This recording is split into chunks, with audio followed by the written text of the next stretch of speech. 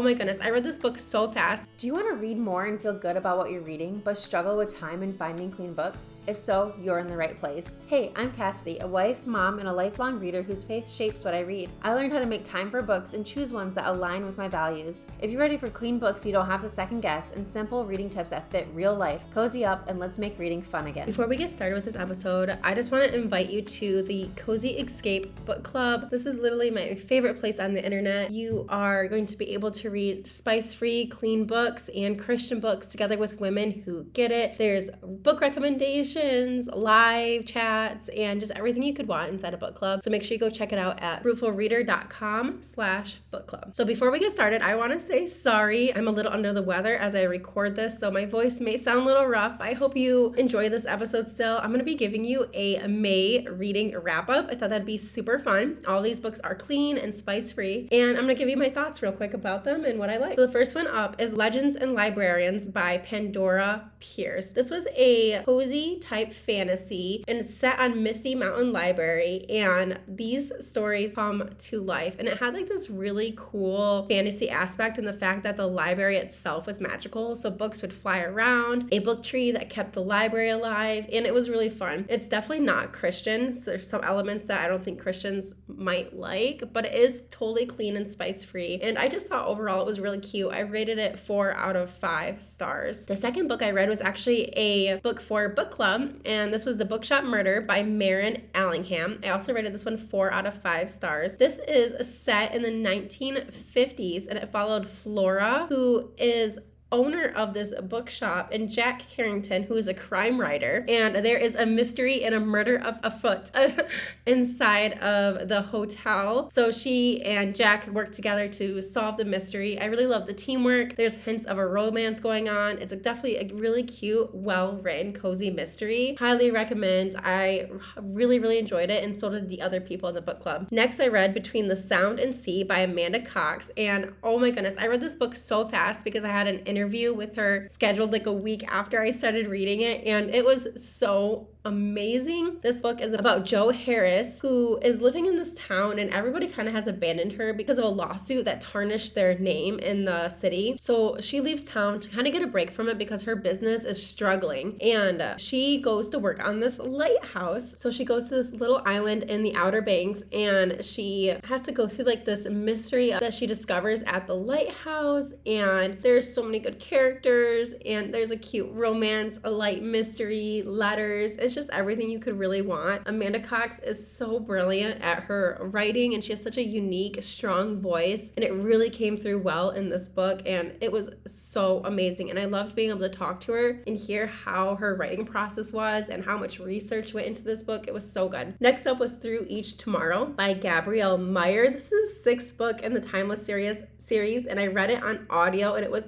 fantastic. It actually followed 2 different characters, Charles Hollingsworth and Lady Cecily. They are both time crossers in the same family, and it's set in 1883 in Newport time frame, and then also in 1563 with Queen Elizabeth. So enjoyed this one because Gabrielle just links everything together, and she makes it so impossible, and I just love it so much. It was brilliant and so well done. Easy 4 out of 5 stars for me. The next one I read was The Academic Bride by Lucy McConnell. This one was not as strong as read for me. It was a 3 out of 5 stars. It's kind of like this weird story. It's like a rom-com, and it's about this billionaire marriage broker, and the idea is that you get matchmaked with billionaire, and there's like a prenup, and you say marry them just to help them out with like appearances and because they don't want to date and things like that. So this girl Janelle ends up doing it because she wants money to fund her archaeologist trip that she wants to take. So it's kind of like a business deal, but obviously it doesn't stay business for long, and they end up falling in love. I enjoyed it, but I just found some of the writing repetitive. Overall 3 out of 5 stars, but still really cute and clean. And the last one I read in May was The Garden Plot by Mary Wingate. This was a 4 out of 5 stars for me. This is another cozy mystery, and it's about somebody from Texas living in England, and she is